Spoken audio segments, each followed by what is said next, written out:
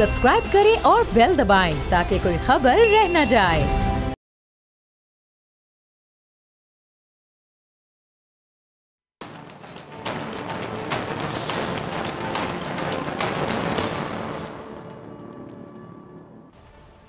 बिस्मिल्लाहिर्रहमानिर्रहीम, अस्सलामुअलैकुम नाज़रीन, मैं हूं सलमान मिर्जा और मैं हूं पाकिस्तान और आप देख रहे हैं पाकिस्तान के सबसे बड़े न्यूज़ चैनल का नंबर 1 प्रोग्राम ऐसे नहीं चलेगा। शेख सादी की एक हिकायत है और एक आदिल और खुदा तर्स सुल्तान रियाया के हालात से आगाही हासिल करने के लिए भेस बदल कर रात के वक्त गश्त करता था। एक शब वो एक मस्जिद के करीब से गुजरा तो उसने 2 दरवेशों को देखा जो सर्दी की वजह से काफी ठिठर रहे थे। सुल्तान उनके हालात से पूरी तरह आगाह होने के लिए वहां कुछ देर के लिए रुक गया।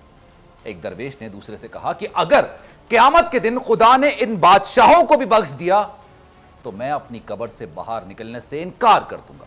आखिर ये कहां का इंसाफ होगा कि ये दुनिया में भी ऐश करें और आखिरत की जिंदगी में भी जन्नत के हकदार बन जाएं। सच कहता हूं कि अगर हमारा बादशाह जो मालिक सौला कहलाता है जन्नत की दीवार तक भी आया तो जूते मारकर इसका भेजा पिलपिला कर दूंगा।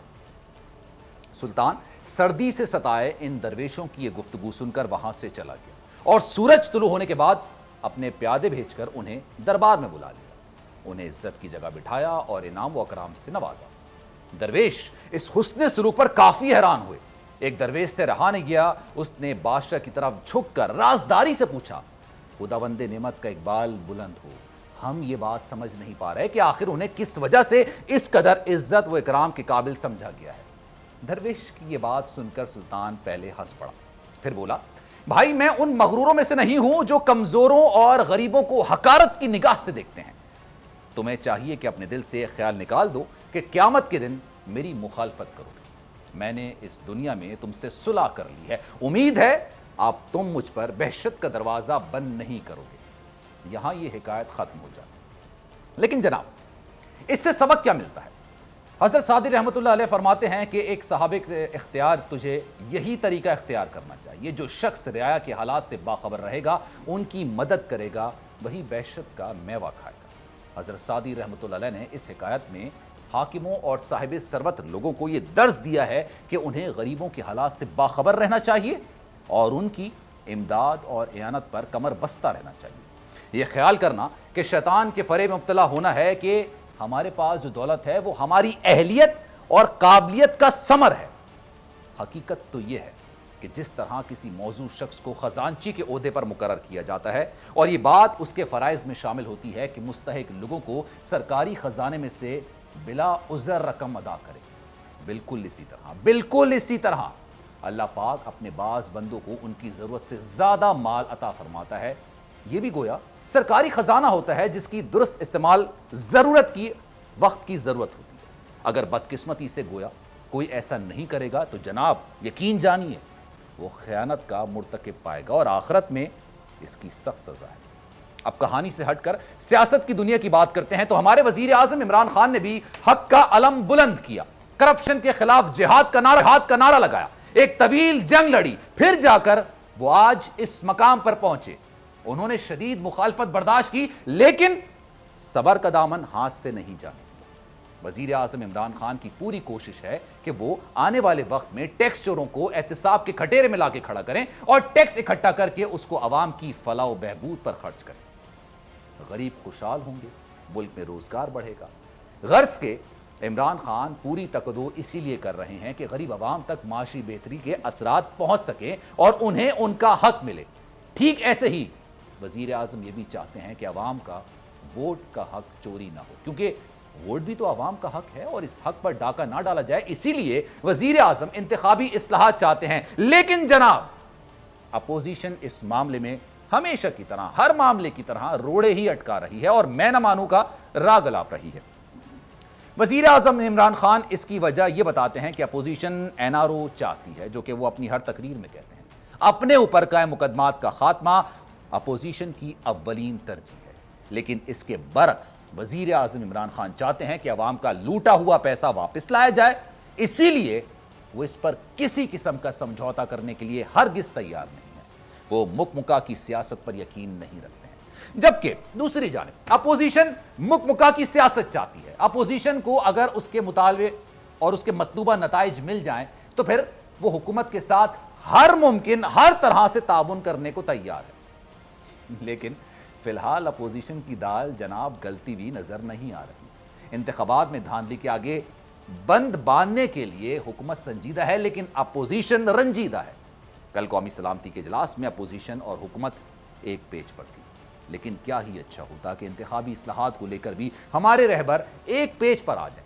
कौमी सलामती के इजलास में मुल्की सलामती के अहम मामला पर बातचीत हुई और यूं अगर यह कहा जाए तो बिल्कुल गलत नहीं होगा कि यह बैठक खुशाइन रही। लेकिन कहने वाले तो जनाब ये भी कहते हैं कि अपोजिशन नहीं चाहती थी कि इमरान खान साहब इस मीटिंग में शरीक हों, इसलिए उनकी इजलास में अदम शिरकत की एक शर्त रखी गई थी। इस खबर की नून लीग ने तरदीद तो कर दी है और कहा है कि वजीर आजम की इजलास में हाजिरी से मुतालिक किसी भी ख्वाहिश का उन्होंने कोई इजहार नहीं किया। चलें, मैं बड़े दिल का मुजाहरा करता हूं, अच्छी बात है, मान लेते हैं इस बात को। अगर शहबाज शरीफ ने इमरान खान की इजलास में हाजिरी से मुतालिक कोई बात नहीं की, बहुत अच्छी बात है। लेकिन असेंबली सेक्रेटेरिएट के तर्जुमान तो कुछ और ही फरमा रहे हैं। उनका कहना है कि कुछ अपोजिशन लीडर्स ने वजीर आजम के ना आने की शर्त लगाई। ये बात वजीर आजम तक पहुंचाई गई। उन्होंने अपोजिशन को शिरकत का मौका देने के लिए खुद शिरकत नहीं की। ये बात मुझे बहुत अच्छी लगी, ये बहुत अच्छी बात है। उन्होंने सियासत को कौमी मफाद पर तरजीह दी है। इंतखाबी इस्लाहात भी कौमी मफाद का मामला है, इस पर वजीर आजम अपोजिशन का ताउन चाहते हैं। लेकिन जब जब वजीर आजम इंतखाबी इस्लाहात की बात करते हैं तो अपोजिशन बच्चों की तरह नाक मुंह चढ़ाना शुरू कर देती है। मुस्लिम लीग नून वैसे तो वोट को इज्जत दो की बात करती है, मगर जब वोट को हकीकी मायनों में इज्जत देने की बात आती है तो पीछे देखते हैं तो ये कहीं नजर नहीं आते। वजीर आजम इमरान खान जो अपोजिशन के मुकदमात पर किसी सूरत कोई समझौता करने को तैयार नहीं है, लेकिन वो बारहा कह चुके हैं कि मुल्की मफाद के लिए वो बाकी तमाम मामलात पर अपोजिशन से बात करने के लिए तैयार हैं, उनके साथ बैठने के लिए तैयार हैं, बार बार दावत भी देते हैं। अब यही वजह है कि उन्होंने सियासतदान बनने के बजाय लीडर बनकर को बात की और बड़े ज़र्फ का मुजाहरा करते हुए अपोजिशन को बराह रास्त इंतखाबी इस्लाहात की दावत दी। वजीर आजम क्यों समझते हैं कि इंतखाबी इस्लाहात वक्त की अहम ज़रूरत है, इसीलिए उनका ये क्लिप देखिए, फिर मैं आगे बात करूंगा। जनाब वजीर आजम इमरान खान शुरू से ही कहते आ रहे हैं कि इस मुल्क में होने वाले सारे इंतखाबात मुतनाज़ रहे हैं। हारने वाला अपनी शिकस्त तस्लीम नहीं करता, जिसका नतीजा यह निकलता है कि इंतखाबात पर सवालात उठना शुरू हो जाते हैं। वजीर आजम समझते हैं कि इंतखाबी इस्लाहात ही वो वाहिद रास्ता है जिसमें हारने वाला अपनी शिकस्त को खुले दिल के साथ तस्लीम करे और हारने वाले को यह शुबा ना रहे कि उसको धांधली से हराया गया। वजीर आजम इमरान खान ने 2013 के आम इंतखाबात में, आपको याद होगा, 4 हल्के खोलने का मुतालबा किया था और बहुत ले दे के बाद जब 4 हल्के खुले तो उसमें बेतहाशा बेज़ाब्तगियां सामने आई। यानी जब वोटों के थैले खुले थे तो दर हकीकत धांधली की बिल्ली थैले से बाहर आ गई थी। मुस्लिम लीग नून ने लाख कोशिश की कि वो हल्के ना खोलने दे, लेकिन वो अपने हर हरबे में नाकाम हुई और यूं साबित हुआ कि इंतखाबात में धांधली होती है। इसके बाद वजीर आजम ने भरपूर अंदाज में कोशिश की कि वो शफाफ इंतखाबात की राह हमवार कर सकें, लेकिन उनके रास्ते में बहुत मुश्किलात आईं। अपोजिशन ने उनकी राह में खूब कांटे बिछाने शुरू किए। वजीर आजम इसीलिए अब इलेक्ट्रॉनिक वोटिंग को मुतारिफ करवाना चाहते हैं और इस मामले पर वो अपोजिशन को अपने साथ लेकर चलना चाहते हैं। फारूक हबीब ने भी इलेक्ट्रॉनिक वोटिंग पर अपोजिशन के तहफ़्फ़ुज़ात पर बात करते हुए कहा था कि पहले इलेक्ट्रॉनिक मशीनों की टेस्टिंग होगी, फिर उसको नाफिज करने या ना नाफिज करने का फैसला कर लिया जाएगा।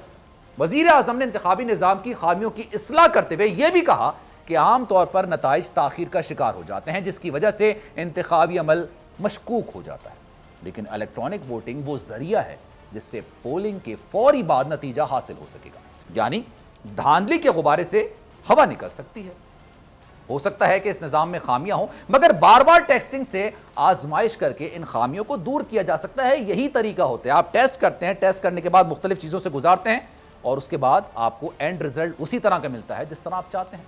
मतलब इस काम को शुरू तो होने दें, फिर जब गलतियां भी दुरुस्त होंगी। लेकिन अपोजिशन में सिर्फ एक ही बात है, मैं नहीं मानू, ये जिद पर वो कायम है। अपोजिशन ने तो इमरान खान को कौमी असेंबली में पहली तकरीर भी नहीं करने दी थी, क्योंकि अपोजिशन के बकौल इमरान खान की हुकूमत धांधली से बनी है। इमरान खान ने अपोजिशन से कहा था कि आप धांधली के सबूत लाएं, हम तमाम हल्के खोलने के लिए तैयार हो जाएंगे, लेकिन अपोजिशन कोई सबूत ना दे सकी।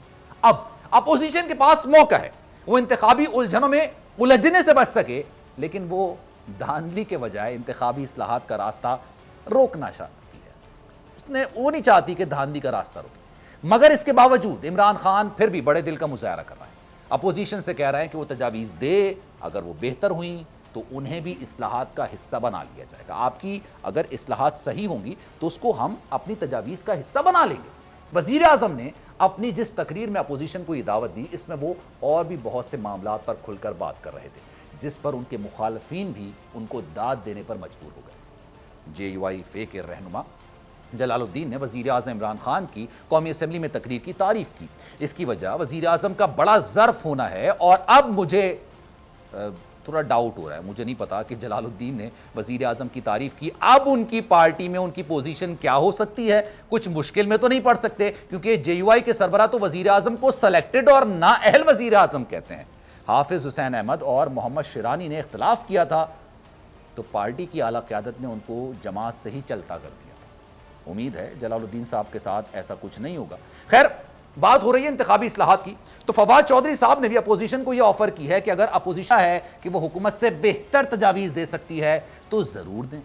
वो ये कह रहे हैं कि भाई आपकी तजावीज़ बेहतर है, हमसे बेहतर हैं, तो आप लिए आए, लेकिन मैं ना मानूं। देखते हैं फवाद चौधरी क्या कह रहे हैं। दुरुस्त बात है, एक बच्चे को भी समझ आता है, 5 बजे वोटिंग का अमल ख़त्म हो जाता है, उसके बाद जिस हल्के में नताइज नहीं आते सब लोग ये बात करना शुरू कर देते हैं कि वहाँ पर धांधली हुई है। वज़ीर आज़म ने बड़े दिल और बड़े ज़र्फ़ का मुज़ाहरा करते हुए अपोजिशन को इंतखाबी इस्लाहात की दावत दी है, लेकिन अपोजिशन का अब तक कोई मस्बत जवाब सामने नहीं आया है। शहबाज शरीफ का कहना है कि वज़ीर आज़म की पेशकश पर मुत्तहदा अपोजिशन जवाब देगी। यानी ये तो फिर वही मामला हो गया, न नौमन तेल होगा न राधा डिस्को करेगी। वो ऐसे कि नाजरीन, अपोजिशन को मुत्तहिद करना है तो अपोजिशन के लिए ये ही तो एक बड़ा चैलेंज बन गया है। माशाल्लाह से सबके अपने अपने मफादात हैं, अपने अपने मुकदमात हैं। जो अपोजिशन को एक होने ही नहीं दे रहे हैं, उसकी राह में रुकावट बने हुए हैं। ऐसे में उनकी तरफ से लगता है जवाब ना ही समझें। ये वही अपोजिशन है जो हुकूमत को इंतखाबी इस्लाहात में एक तरफा तरमीम के ताने देती रही, और अब जब उन्हें इंतखाबी इस्लाहात में शामिल करने की हुकूमत की जानिब से बात की गई है तो अपोजिशन आके फिरती दिखाई दे रही है। नाज़रीन, अब यह बात समझने की जरूरत है कि अपोजिशन इलेक्ट्रॉनिक वोटिंग और ओवरसीज पाकिस्तानियों का वोट का हक क्यों नहीं देना चाहती, उससे क्यों भागती है। समंदर पार पाकिस्तानी जो खून पसीने की कमाई अपने मुल्क भेजते हैं, जिनकी बदौलत ज़रा मुबादला की तिजोरी भरती है, अगर हुकूमत उनको वोट का हक देना चाहती है तो इसमें भाई गलत क्या है। अपोजिशन कहती है इसकी कोई ज़रूरत नहीं।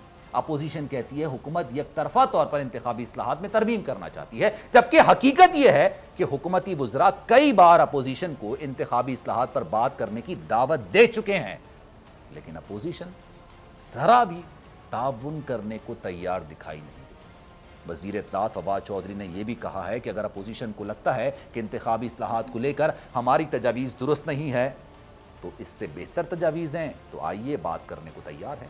लेकिन हुकूमत खुद को अक्ले कुल नहीं समझती है, यह बेसिक पॉइंट है, और अपोजिशन अपने बड़े दिल का मुजाहरा करने को तैयार नहीं है। अब जनाब, मेरा एक सवाल है, मैं पूछता हूं कि अपोजिशन को मसला क्या है, क्यों तजावीज नहीं देती, और अगर तजवीज देने की पोजीशन में नहीं है तो फिर जो हुकूमत कह रही है वो मान ले। भाई अपोजिशन को आखिर भाई डर किस बात का है? अगर कहीं ऐसा तो नहीं कि अपोजिशन को डर है इलेक्ट्रॉनिक वोटिंग का निज़ाम राइज हो जाता है तो बैरून मुल्क पाकिस्तानी तहरीक इंसाफ को वोट देंगे, उन्हीं को देंगे, क्योंकि उन्होंने वज़ीर आज़म के दौरे हुकूमत में रिकॉर्ड तरसीलात ज़र पाकिस्तान भेजी हैं। इलेक्ट्रॉनिक वोटिंग से नून लीग खुसूसी तौर पर एतराज़ उठाती है। हालांकि इलेक्ट्रॉनिक वोटिंग से धांधली का अंसर खत्म हो सकता है, क्योंकि अपोजिशन हो या हुकूमत अपने धांधली की शिकायत करते हमेशा नजर आते हैं। ये MQM पाकिस्तान के आमिर खान साहब हैं, उनकी गुफ्तगू मुलाहिजा कीजिए, फिर आगे बढ़ते हैं। अब जनाब, मुझे इस पर बात तो नहीं करनी थी, लेकिन अब मुझे बात करने पर मजबूर कर दिया गया है। आपने देखा कितनी बदगुमानी है इंतखाबी अमल को लेकर। आमिर खान हुकूमत का कोई और इत्तेहादी जमा, जब उनके इख्तलाफात चाहे अंदरूनी नौयत के क्यों ना हो, लेकिन जब इंतखाबात की बात होती है तो सबको लगता है कि शफाफ इंतखाबात नहीं हुए। अब MQM पाकिस्तान के इल्ज़ामात पर मैं क्या कहूँ कि यही MQM हुकूमत में भी है और हुकूमत से नाराज़ भी है, खफा भी है, इल्ज़ाम भी लगा रही है। आमिर खान हुकूमत को ललकार रहे हैं कि वो NA 249 के इलेक्शन में वोट चोरी नहीं कर सकते, RTA सिस्टम नहीं बिठा सकती। यानी MQM पाकिस्तान सीधा सीधा इस हुकूमत पर धांधली का इल्ज़ाम लगाती हुई नजर आ रही है, जिसका वो खुद हिस्सा है। मजे की बात, आमिर खान ने तो साफ साफ कहा कि 2018 के इलेक्शन तहरीक इंसाफ ने चोरी किए। अच्छा, दरअसल ये पीटीआई हुकूमत पर इल्जाम नहीं है, बल्कि मेरी नजर में यह निजाम पर सवाल है, क्योंकि पूरा इंतखाबी निजाम ही मशकूक हो चुका है, जिस पर किसी भी जमात को अब एतबार नहीं, और इसी निजाम की खराबी की निशानदही खान साहब कर रहे हैं जनाब। लेकिन अब खराबी को दूर करने के लिए भी कोई तैयार नहीं। खराबी है, सब मानते हैं, दूर कोई नहीं करेगा।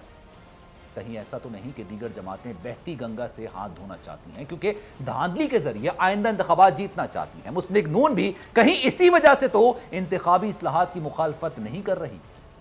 शाहिद खाकान अब्बासी, साबिक वजीर आजम, नून लीग के सीनियर रहनुमा, क्या कहना है?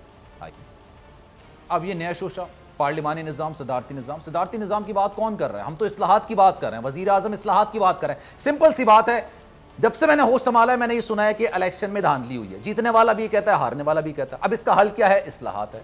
वजीर आजम की अपोजिशन को इंतखाबी इस्लाहात पर खुली डुली ऑफर है, लेकिन इस पर भी नून लीग ये कहती नजर आ रही है कि वजीर आजम की ये पेशकश सिर्फ दिखावा है, सिर्फ सियासी पॉइंट स्कोरिंग है। एहसन इकबाल भी कह चुके हैं कि इलेक्ट्रॉनिक वोटिंग का सबक हुकूमत हमें ना पढ़वाए, हमें सीखे सिखाए हैं, हमें पता है कि इलेक्ट्रॉनिक मशीन कैसे काम करती है। लेकिन साथ ये भी कहते हैं कि इलेक्ट्रॉनिक मशीन में चिप भी लग सकती है, और चिप लग गई तो इंतखाबी डाटा हैक करके अपनी मर्जी के नताइज हासिल किए जा सकते हैं। और शाहिद खाकान अब्बासी साहब भी इलेक्ट्रॉनिक वोटिंग को धांधली का रास्ता करार दे रहे हैं। अपोजिशन 2023 के इंतखाबात से पहले ही धांधली का शोर मचा रही है। कहीं ऐसा तो नहीं कि अपोजिशन को मालूम है कि अगली बार भी तब्दीली आ सकती है, वो पहले ही धांधली का शोर मचाकर इंतखाबात को मशकूक करना चाहती है। लेकिन जनाब, ऐसा कब तक चलेगा? इंतखाबी इस्लाहात की जानिब तो आना ही पड़ेगा, वरना ऐसे तो अब नहीं चलेगा।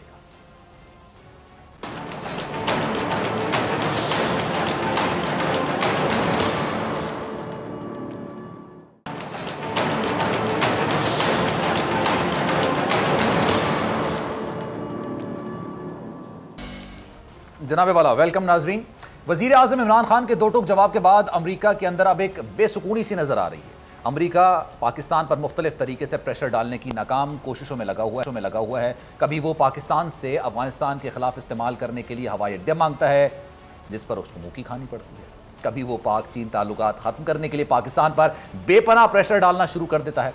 जवाब में इमरान खान साहब साफ और दो टूक अंदाज में कहते हैं कि भाई साहब, आप जितना दबाव डाल लें भाई, चीन तो हमारा दोस्त है, पाक चीन ताल्लुकात तब्दील नहीं हो सकते। नाजरीन, जब अमरीका को वजीर आजम इमरान खान की जानिब से करारे जवाब मिले, तो अब अमरीका ने पाकिस्तान और तुर्की को कम उम्र सिपाही भर्ती करने वाले ममालिक की अमरीकी फहरिस्त में शामिल कर लिया है। अमरीका ने पाकिस्तान और तुर्की को चाइल्ड सोल्जर प्रीवेंशन एक्ट की फहरिस्त में शामिल किया है, जिसके नतीजे में फौजी इमदाद और अमन मिशन के प्रोग्राम में शिरकत पर सख्त पाबंदियां आयद हो सकती हैं। इस सिलसिले में जिन इदारों का जायजा लिया जाता है, उनमें मुसल्लह अफवाज, पुलिस, दीगर सिक्योरिटी फोर्सेज और हुकूमत के हिमायत याफ्ता मुसल्लह गिरोह शामिल होते हैं। नाज़रीन, 2021 की जो ये फहरिस्त है, इसमें Pakistan, Afghanistan, Burma, Congo, Iran, Iraq, Libya और नाइजीरिया, सोमालिया, जुनूबी सूडान, शाम, तुर्की, वेनेजुएला और यमन भी शामिल है। दूसरी जानिब अफगानिस्तान की अगर बात की जाए तो अफगानिस्तान से अमरीकी अफवाज का इनखलाज जारी है। अमरीका ने 20 साल के बाद बगराम एयरबेस अफगान हुकाम के हवाले भी कर दिया है।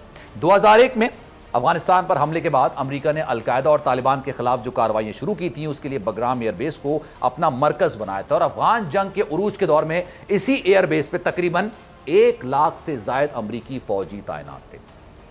अब यहां पर सवाल ये कि क्या अफगानिस्तान से अमरीकी फौजी इनखला के बाद अमन की फिजा कायम हो जाएगी, और अफगानिस्तान में अमन पाकिस्तान के लिए कितना जरूरी होगा? इस पर बात करते हैं। दो मौजूद मेहमान मेरे साथ मौजूद हैं। जनरल टायर्ड अमजद शोएब साहब ने मुझे ज्वाइन किया है, और औरिया मकबूल जान साहब ने भी इस वक्त मुझे ज्वाइन किया है। उनसे मजीद बात करेंगे। सर जी, और ये साहब, आपसे शुरू करूंगा मैं। ये बताइएगा कि अमरीका को जब से हमने नो कहा है, एब्सोल्युटली नॉट, तब से मुख्तलिफ तरीकों से पाकिस्तान पर प्रेशर डाला जा रहा है। अजीब अजीब मंतकें डाली जा रही हैं। कभी कहता है चीन से दोस्ती तोड़ दें, कभी अड्डे मांग देता है, अब ये एक नई फहरिस्त शामिल कर ली है। ये अमरीका अब पाकिस्तान रास्ते बिल्कुल जुदा होगा या मजीद और प्रेशर आएगा? देखिए, रास्ते तो आज से कुछ थोड़ा अर्सा पहले कि जो बहुत कॉन्फ्रेंस हुई थी क्वेट के बाद, जिसमें कैमरन मेंटर भी था और दूसरे लोग भी थे, और उन्होंने कहा था कि अब हमारी जंग का मैदान बिल्कुल मुख्तलिफ हो गया। अब मैदान है वाघा टू वेलिंगटन, वाघा से शुरू होता है और वेलिंगटन से जा ख़त्म हो जाता है। और ये मैदान उन्होंने 2012 के बाद से शुरू कर दिया था कि इसको एक्सेप्ट करना, इसको इख्तियार करना।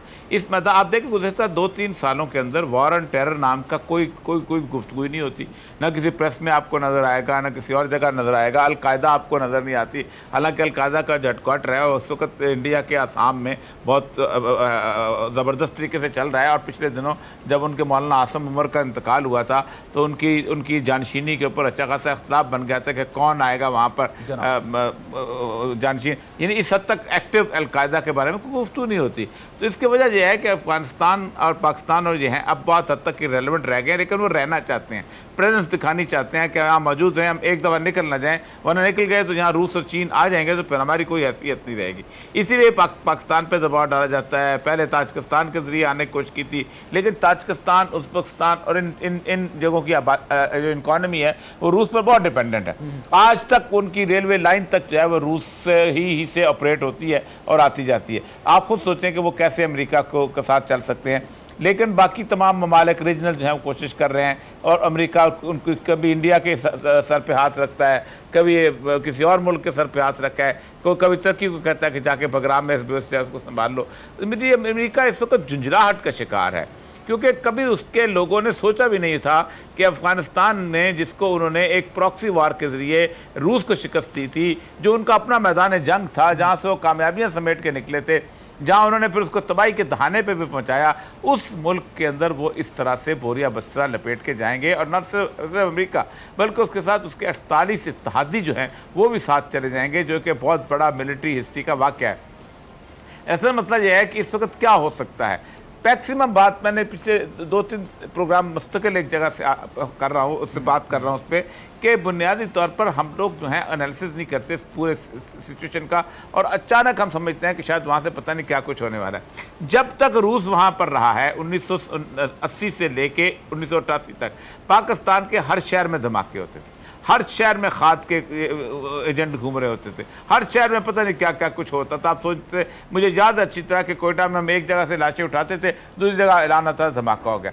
88 से लेके आप खुद सोचिए, अफगानिस्तान में मसला हुआ था, अफगानिस्तान में फैक्शन लड़े थे। 88 से लेके 2001 तक पाकिस्तान की धरती के ऊपर कोई धमाका, कोई इस तरह की टेररिस्ट एक्टिविटी नहीं हुई। किस्सा खानी बाजार में लोग रात को 2 बजे रात तक बैठ के गप्पे लगाते थे। कोयटा का सूरजगंज बाजार आबाद हो चुका हुआ था। मैं खुद ज़ाती तौर पर 600 किलोमीटर लंबे तफ्तान वाले बॉर्डर पे बगैर किसी गनमैन के एक बंदूक से गाड़ी चलाते हुए पूरी रात ट्रैवल करता था। कोई शहर ऐसा नहीं था कि जो सही ना हो। यानी जब वहाँ पर अमेरिका नहीं था हम ठीक थे, जब वहाँ रूस आया हम तबाह बर्बाद हुए, जब वहाँ अमेरिका आया 2001 में वापस आया हमारे धमाके शुरू हो गए। तो ये एक बात तो ये तय है कि जब तक वहाँ कोई फॉरेन फोर्स है हम ज़्यादा ख़तरे में हैं, हम ज़्यादा तबाह हैं, हम ज़्यादा बुरे हैं। जब वो खुद वहाँ के होते हैं हम ज़्यादा ठीक हैं। आप खुद, मैं पीरियड गिना रहा हूँ आपके सामने। तबाही पाकिस्तान में उसी वक्त आई है जब वहाँ रूस बैठा हुआ था, जब वहाँ अमेरिका बैठा हुआ था। जब वहाँ अकेले अफगान आपस में लड़ रहे थे हमारे यहाँ कोई तबाही नहीं आई। ठीक है, दुरुस्त सही बात। 1980 से 88 तक, फिर 2001 से लेके ऑनवर्ड्स तक फिर पाकिस्तान ने दहशतगर्दी के खिलाफ जंग लड़ी, और इसकी मिसाल पूरी दुनिया में नहीं मिलती, पाकिस्तान ने उसको शिकस्त दी है। सर ये बताइएगा, आगे बढ़ता हूं मैं थोड़ा, अमजद शोएब साहब ये बताइएगा कि अब ये चाहे रूस हो चाहे अमेरिका हो, और ये साहब ये कह रहे हैं कि पाकिस्तान मुतासिर होगा, अब पाकिस्तान को क्या स्ट्रेटेजी बनानी चाहिए खुद को महफूज रखने के लिए? हमने बाहर तो लगा दी है, 90% उस पर काम भी मुकम्मल हो गया है, मजीद हमें क्या इकदाम उठाने चाहिए? बिस्मिल्लाहिर्रहमानिर्रहीम। देखिए, जो पुराना किस्सा और आज का कुछ फर्क मौजूद है। जब तालिबान पहली दफा हुकूमत में आए, 5 साल उन्होंने हुकूमत की, हमारी मगरबी सरहदों पे कोई हमने फौज नहीं रखी हुई थी, कुछ नहीं, बड़ा अमन था। लेकिन उस वक्त फैक्टर यह था कि टीटीपी नहीं थी, उस वक्त दाइश नहीं थी, सही, उस वक्त बहुत सारे खुरासान चैप्टर और इस तरह के ग्रुप्स नहीं थे। लिहाजा आप अफोर्ड करते थे कि आप वहाँ कुछ न रखें, फेंस भी नहीं होती थी, बड़ा अमन था। और उससे पहले जब अमेरिका था तो यहाँ पे रशिया की तरफ से जो टेररिज्म चल रहा था वो हमारे यहाँ धमाके होते थे। आज भारत इस काम पे लगा हुआ है। तो बात यह है कि आज के माहौल में ख़तरात ज़्यादा हैं और जो इत्मीनान वाला को पॉइंट है तो वो कम है। अगर आज अफगानिस्तान एक अनार्की की तरफ चला जाए, जहां पे एक सिविल वॉर शुरू हो जाए, तो उस हुकूमत की जो भी कहाँ वहां को बैठी होगी, या अगर हुकूमत है नहीं तो फिर तो बिल्कुल ही अल्लाह हाफिज। और अगर हुकूमत कोई हो भी तो उसकी रिट पूरे अफगानिस्तान पे नहीं होगी, क्योंकि वो बहुत सारे ग्रुप उसके खिलाफ लड़ रहे होंगे। आज ही आप देखिए कि खबर है कि भारत जो है वो उज़्बेक और ताजिक जो सिविल पॉपुलेशन है उनको हथियार मुहैया कर रहा है। अशरफ गनी कहता है कि हमने 4000 वॉलंटियर तैयार कर लिए। अगर एथनिसिटी की बुनियाद के ऊपर ये वॉलंटियर्स बनाए गए हैं और वहां पे जंग शुरू हो जाए, पख्तून वर्सेस नॉर्दर्न अलायंस या हज़ारा, तो आप सोचिए कि कितनी खतरनाक सूरत हाल वहां पैदा होगी। अशरफ गनी को वॉलंटियर बनाने की जरूरत क्यों पेश आ रही है? उसकी अपनी फोर्स। देखिए, ये वो फोर्सेस जो हैं उनको एक्चुअली तो वो मजीद रीइंफोर्स करना चाहते थे कि हर इलाका हुआ ये है कि जो दूर दराज इलाके हैं वहां पे ये अपनी रीइंफोर्समेंट नहीं भिजवा सकते। चुनाचे वहां पे रीइंफोर्समेंट ना पहुंचने से वहां के जो फौज वहां पे रखी हुई थी, चेक पोस्टें बनाई, वो हथियार फेंकने शुरू हो गए। एयर सपोर्ट पहले ही नहीं है उनके पास, जो पहले थी अमरीकी देते थे, अब वो नहीं है। तो इसलिए जब वो हथियार फेंक रहे तो उन्होंने लोकल्स को वहां पे हथियार देने शुरू किए कि जो हमारी चेक पोस्टें हैं वो तो चले 10 बंदे होंगे, वहां पे 15 होंगे, लेकिन लोकल पॉपुलेशन भी अगर साथ देगी तो मजबूत एक डिफेंस हो जाएगा। लिहाजा वो खाना जंगी की तरफ जा रहे हैं। अब चीज ये है कि अगर वहां पे हुकूमत की रिट ना हो और खाना जंगी हो, एक कप्तरी फैली हो, तो ये जो टेररिस्ट ग्रुप्स हैं, टीटीपी है या उसके स्प्लिंटर ग्रुप्स हैं या दाइश है या खुरासान चैप्टर है, ये लोग जो है ये फिर एक्टिव हो जाते हैं, क्योंकि इनको पूछने वाला कोई हुकूमत तो है नहीं जो उनको पकड़े पूछे। अगर पाकिस्तान किसी से शिकायत करे, जैसे आज हम अशरफ गनी को कहते हैं कि जनाब वहां से टीटीपी ऑपरेट करती है, अब तो उन्होंने 2 दिन पहले स्टेटमेंट दी कि जी हाँ टीटीपी है नहीं, लेकिन आगे ये कहते थे कि करती है, तो हम क्या करें, हमारी तो रिट नहीं है वहां तक। बिल्कुल, जिस हुकूमत की रिट नहीं है वो बहाना उनको बन गया और वहां से दहशतगर्द आपके यहाँ कार्रवाइयां करते रहे। सो हमें ये खदशा है कि उस मारधाड़ में एक तो पॉसिबिलिटी है कि लोग वहां से नकल मकानी करें, जैसे हमारे भी इंटरनली डिस्प्लेस्ड लोग होते हैं। दूसरी तरफ ये है कि वहां पे टेररिस्ट ग्रुप जो है वो एक्टिव हो जाएंगे, उनको पूछने वाला कोई नहीं होगा वहां। ठीक है, लाकानूनियत में वो भी अपना काम करते फिर, और भारत को ये सिचुएशन सूट करती है। बिल्कुल। तो इस वजह से पाकिस्तान को आज के हालात के मुताबिक अगर हम देखें तो खतरात मौजूद हैं। एक जो मुझे सेविंग ग्रेस नजर आती है, मेरा अपना अंदाजा है, तालिबान अब वो 100% वो तालिबान नहीं है जो आप 90s की दहाई में आपने देखे थे। ये बड़ा हार्डन किस्म के फाइटर्स और बहुत सारी डिप्लोमेसी, अभी आप देखें उन्होंने 1.5 साल अमेरिका के साथ नेगोशिएशंस की हैं। कुछ डिप्लोमेसी को कुछ समझते हैं, कुछ मामलात को, हिस्ट्री को, दुनिया के मामलात को कुछ समझते हैं, तो उन्होंने 1.5 साल उसको चलाए रखा।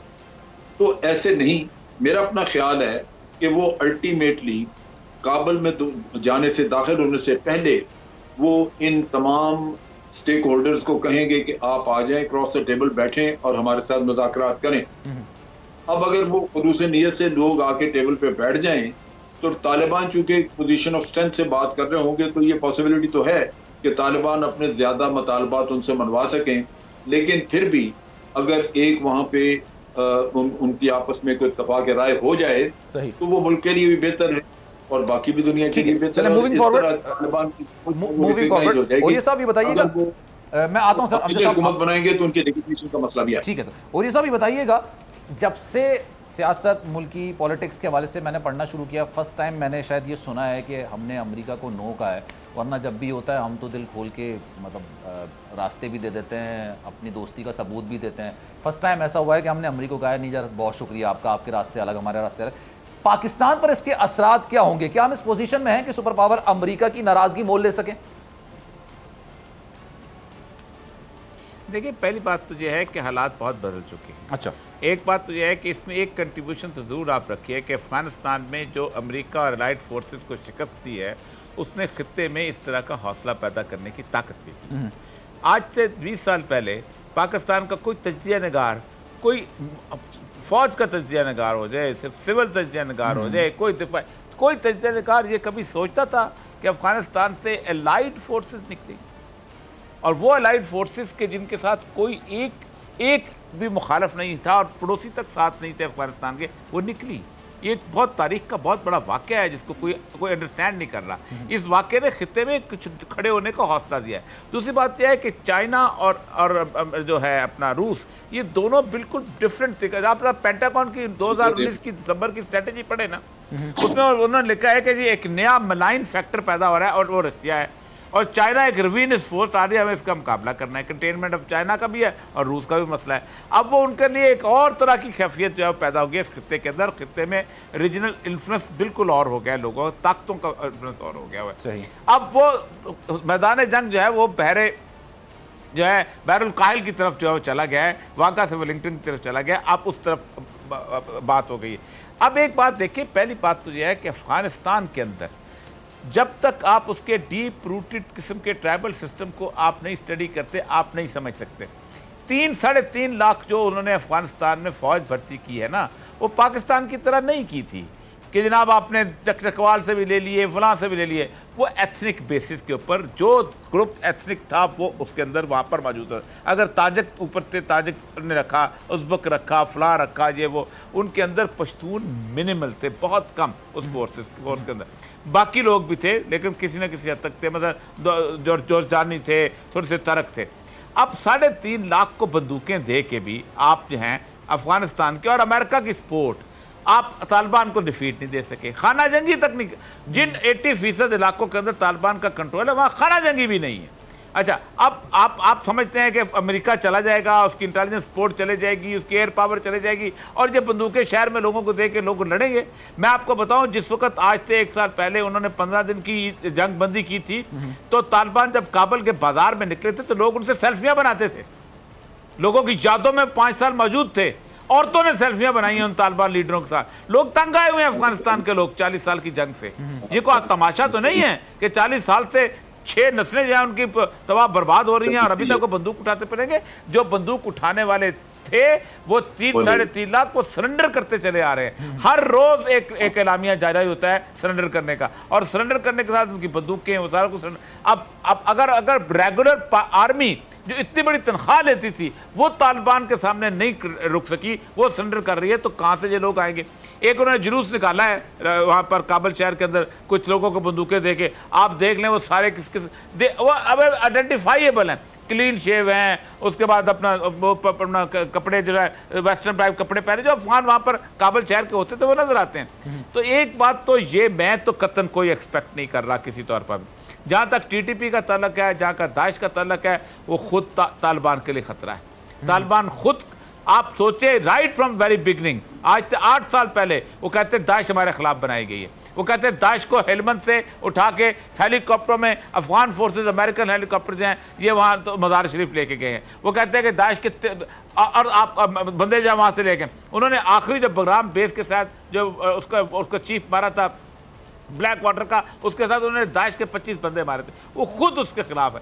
पाकिस्तान में अगर इन्फिल्ट्रेशन अगर होगी तो एंटी तालिबान किसी तौर पर होगी, और एंटी तालिबान जो है दे आर प्रो इंडियन, उनको आप बड़ी आसानी से कुचल सकते हैं, उनको आपको होस्ट करने की ज़रूरत नहीं, उनके सामने आप खड़े होंगे। लेकिन मैं आपको तारीख का बता रहा हूँ कि जब वहाँ पर आपस में लड़ाई शुरू हुई है तो पाकिस्तान में कुछ नहीं हुआ।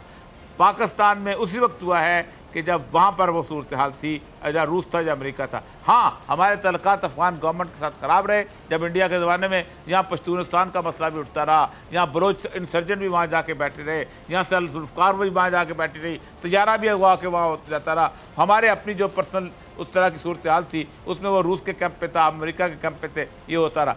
लेकिन मैं बिल्कुल नहीं कतन समझ रहा। आज उसने अपना अब्दुल गनी बरादर ने एक ओपन ख़त लिखा है, उसने कहा उस चीज़ के बारे में हमसे सवाल किया जाता है कि कल तुम्हारा निज़ाम हुकूमत कैसा होगा, जिसके बारे में हमें मुज़ाकरात ही नहीं किए, कैसा होगा, किस तरह होगा, ये तो वक्त आएगा बताएगा क्या सूरत हाल है। हमारा पहला मकसद था कि अफगान सॉइल से फ़ौरन बूट्स निकल जाएँ, वो निकल गए हैं, अब हम हैं और सब कुछ हैं, देखेंगे क्या सूरत हाल है। आप मुझे आज तक कोई ये नहीं बता रहा कि फ़ाइट कहाँ पर हो रही है। एरियल बॉम्बिंग हो रही है, अफगान फोर्सेस की तरफ से। और कल उन्होंने कहा तालिबान ने कि 3 जहाज वो थे जो इंडिया ने दिए हुए थे उनको, और इंडिया के जहाज जो थे फाफोर एयरपोर्ट उठ रहे थे। पाकिस्तान में खबर ही कोई नहीं लगाई किसी ने उसकी, ठीक। वो इंडिया, और वो इस हद तक, इसलिए मैंने पूछा उनसे, अपना सबीरा मुजाहिद से, मैंने कहा आप मुलाकात हुई आपकी इंडिया? उनका हमारी कोई मुलाकात हुई, कतर ने गलत बयान से काम लिया। हम तो कल ये बयान जारी कर चुके हैं। अब वो इस हालत में है उस वक्त वहाँ पर, आप सोच सकते हैं कि वो समझते हैं कि ये साजिश हमारे इंडिया हमारे खिलाफ साजिश करेगा, हमारे खिलाफ दाइश अमेरिका साजिश करेगा, दाइश के ज़रिए TTP के ज़रिए होगा, इसलिए वो बहुत कंसर्न है। उनके साथ आपको खड़े होना चाहिए, अगरचे के वाज़ेह तौर पर सूरत है। और बाकी ग्रुपों के साथ जिस तरह के हैं बाकी ग्रुप, मैं आपको बताऊँ, आप 1 महीना देख लीजिएगा, बाकी ग्रुपों में से बंदा कोई नहीं रहेगा नेगोशिएशन वाला। अशरफ गनी वापस आएगा, अब्दुल्ला वापस आएगा, दोस्तम तुर्की वापस आएगा, ये सारे छोटे हिज़्ब वाहिद वाले बंदे को अभी कल ईरानियों ने बुलाया, उसने कहा आप तालिबान के साथ जाके बैठ जाओ। कौन आएगा? अब्दुल अली मज़ारी के नायब की जगह कोई भी नहीं आएगा, वो साथ है उनके। बदख्शानी शिया के साथ कौन आएगा? उनके साथ सारे साथ उसके। मसला ज़रा यह है कि एक डीप एनालिसिस करो अफगानिस्तान के सारे इलाके के अंदर, कहाँ से लेके आएंगे, क्या तर्क लेके आएंगे, क्या अचकजई लेके आएंगे, क्या काकड़ लेके आएंगे। ये ट्राइबल सोसाइटी में वो लोग तालिबान के साथ हैं। अच्छा, जो पाकिस्तान के हवाले से अगर मैं बात करूं, पाकिस्तान के इंटरेस्ट की बात करूं, पाकिस्तान के लिए वो तालिबान खतरा है जिन्होंने मुज़ाकरात में हिस्सा लिया था? और ये साहब, फिर मैं आगे बढ़ूंगा। बिल्कुल खतरा नहीं है, बिल्कुल खतरा नहीं है। मैं आपको बताऊं, हमने तो वक्त गुजारा हुआ है। अच्छा। पाकिस्तान ने 70 साल में कभी ड्यूरन लाइन में बुर्जियां नहीं लगाई थी। मुल्ला मोहम्मद उमर के जमाने में लगी थी, हमने खुद चागी में लगवाई थी 400 किलोमीटर के ऊपर। यहाँ से अगवा होकर जाता था, वापस आता था, यहाँ से गाड़ी अगवा होती थी, वापस आती थी। पाकिस्तान ने तो अपने बेहतरीन वक्त जो गुजारा है अफगानिस्तान के साथ रिलेशनशिप से, वो 1996 से लेके 2001 तक है। हमारा टेलीफोन लाइन चलती है, आपको पता है कि पाकिस्तान के PTCL के एक्सचेंज चलते थे वहां पर, और लाइन नहीं होती थी। और अब हम किस सत्ता उनके साथ इन्फ्लुएंस करते थे। हमारे हाथ से कोई किसी किस्म की कोई याद की इंसर्जेंसी वहां पर नहीं होती। लेकिन सर, उसका एक पॉइंट भी है, लेकिन इसका जवाब मैं फिर चाहूंगा अमजद साहब दें। उसका एक पॉइंट ये भी है कि जिन आप तालिबान की बात कर रहे हैं ना, 96 से लेकर 2001 तक, उनके फिर भारत के साथ कोई बातचीत नहीं होती थी। अब हमने ये देखा कि भारत काफी एक्टिव नजर आ रहा है तालिबान से बातचीत करने के लिए भी। तो क्या आने वाला दिन वही होगा, आने वाला वक्त वही होगा जो 96 से 2001 के दरमियान था पाकिस्तान के लिए, यानी पुरअमन तौर पे हमें कोई खतरा नहीं था अफगानिस्तान की तरह से? जी सर, अमजद साहब, आप समझते हैं ये ऐसा होगा? नहीं, इस दफा चीज मुख्तलिफ है। आप देखिए कि जो PTP है, तहरीक तालिबान, बावजूद इसके कि वो 100% NDS और भारत के इशारों पे अमल करती रही, या उन्हीं की मदद से, उन्हीं की सुपरविजन में, उनके 60 के करीब हमने कैंप्स भी आइडेंटिफाई किए थे वहां पे, लेकिन जो अफगानी तालिबान है उन्होंने कभी उनके खिलाफ कोई एक्शन नहीं किया। ये कभी नहीं हुआ कि उन्होंने उनके किसी कैंप को उखाड़ा हो, या उन्होंने उनके साथ बातचीत करके उनको कहा हो कि भाई तुम पाकिस्तान के खिलाफ क्यों लड़ते हो। ये बात नहीं कभी भी। ये एक अंडरस्टैंडिंग है कि अफगान तालिबान अपने तौर पे जो काम करते हैं वो करते रहें, और तहरीक तालिबान पाकिस्तान जो करती है वो करती रहे, ये एक दूसरे को कुछ नहीं कहेंगे। इसी तरह तहरीक तालिबान जो TTP है, इसने, हालांकि ये इसको अफगान हुकूमत पूरी तरह मदद कर रही थी पाकिस्तान के खिलाफ, लेकिन TTP ने ये काम नहीं किया कि वो जाके अफगान तालिबान के खिलाफ लड़ना शुरू कर। अफगान हुकूमत की मदद के लिए अफगान तालिबान के खिलाफ जाके लड़े, वो नहीं लड़े। इंटेलिजेंस ये कहती है कि दर हकीकत ये दोनों अंदर से एक ही चीज। अच्छा, फर्क सिर्फ ये है कि एक अपने मुल्क के लड़ रहा है उधर अफगानिस्तान में, दूसरा पाकिस्तान में। वो कहते हैं भी लड़ो। अगर और सवाल ये है कि TTP अगर उनको ये पूछे कि आप अपने मुल्क में अगर अपनी शरीयत के मुताबिक हुकूमत लाना चाहते हैं, तो हम पाकिस्तान में अपनी शरीयत के मुताबिक क्यों ना लेके आए, हमें क्या रुकावट है? अच्छा, मफादात अलग अलग हैं, लेकिन दोनों का नजरिया एक है, आप ये कह रहे हैं? नजरिया भी है, और उसके साथ साथ ये एक दूसरे को सपोर्ट भी करते हैं, एक दूसरे के खिलाफ कतन कोई काम नहीं करते। तो कल जो इजलास हुआ है उसमें, मूविंग फॉरवर्ड सर, टाइम की किल्लत है, जो कल सुनिए, जी TTP जो है वो नॉर्थ वजीरिस्तान में TTP मौजूद थी, और वहीं अफगान तालिबान भी मौजूद थे, जब तक कि हमने ज़रबे ऑपरेशन लॉन्च नहीं किया हुआ। सही, दोनों एक दूसरे के साथ तावन भी करते थे, वहां मौजूद है। दुरुस्त। ये अफगानिस्तान भाग के चले गए सारे, जब ऑपरेशन हुआ तो अफगानिस्तान में अब अफगान तालिबान उनको टॉलरेट करते हैं, कोई किसी को उनको कुछ नहीं कहता कि आप यहाँ पे क्यों हैं। उनको पता है कि पाकिस्तान के खिलाफ ये क्या करते हैं। तो बात ये है कि ये जो हालात पुराने थे और आज के, इसमें फर्क मौजूद है। टीटीपी को बड़ी एक्टिव सपोर्ट है नॉर्दर्न अलायंस से और भारत से, और वो उनको आज भी इस्तेमाल कर रहे हैं। और अगर अफगानिस्तान डिस्टेबलाइज रहा तो अब भी करेंगे। अगर हुकूमत हुई और रिट हो गई वहां पे सारे, तो वो लाजमन वो हुकूमत जिम्मेदार, मसलन तालिबान की हुकूमत बन जाती है और वो सारे अफगानिस्तान को उनकी रिट आ जाती है। तो तालिबान ने तो इंटरनेशनल एग्रीमेंट जो अमेरिका से किया उसमें लिख के दिया हुआ है कि हम अफगानिस्तान की सॉइल किसी के खिलाफ इस्तेमाल नहीं होने देंगे। लिहाजा आप उनको जाके कह सकते हैं कि जनाब आपका एग्रीमेंट था, आप ये आपकी जमीन सरजमीन से ये हमारे खिलाफ हो रहा है, तो वो उसका कमा करेंगे। लेकिन अगर उनकी अपनी रेट ना होगी सारे इलाके पे तो वो क्या कर सकते, क्या करें। ठीक है सर, आखिरी सवाल आपसे, क्योंकि जो कल जो बात हुई थी, कल जो आपसे बात 80,000 से लेके 1 लाख तक मुहाजिरीन आ सकते हैं, वो पाकिस्तान के लिए खतरा होंगे? क्विकली सर, हमजा साहब। देखिए, पाकिस्तान के लिए खतरा वो खुद शायद ना हो, अफगानी अगर जो है, लेकिन ये जरूर पॉसिबिलिटी है कि उनकी आड़ में उन्हीं के साथ टेररिस्ट ग्रुप्स भी आ जाएं बाहर। ओके। क्योंकि जब इतनी बड़ी इंफ्लक्स होती है तो वो लाजमी बात है कि आप शायद उस तरह हर एक की चेकिंग ना कर सकें।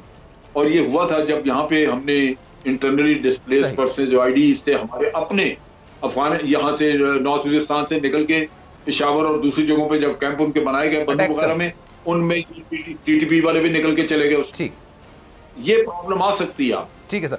और ये साहब ये बताइएगा, ये सवाल को मैं थोड़ा सा फिर आप, क्योंकि शॉर्टली मुझे जवाब चाहिए, 80,000 से लेके 1 लाख तक लोग आएंगे? क्योंकि आपकी जो बात से मैंने लगा वो अफगान जो अवाम है वो तालिबान के साथ ज्यादा कंफर्टेबल हैं, तो जब वो कंफर्टेबल होंगे तो फिर पाकिस्तान क्यों आएंगे, या आएंगे, आपको लगता है?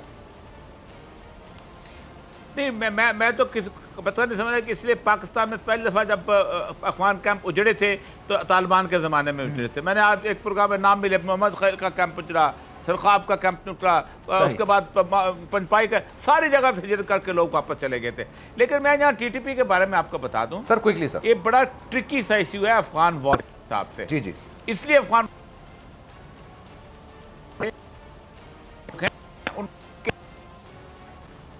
अरे सर मेरे ख्याल से आपका राब्ता मुनक़ता हो रहा है।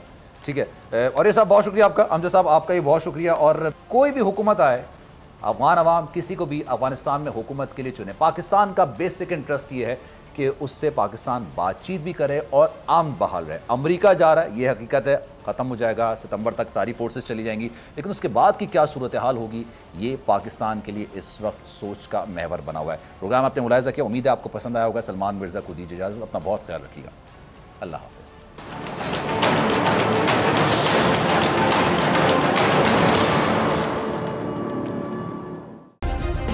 सब्सक्राइब करें और बेल दबाएं ताकि कोई खबर रह न जाए।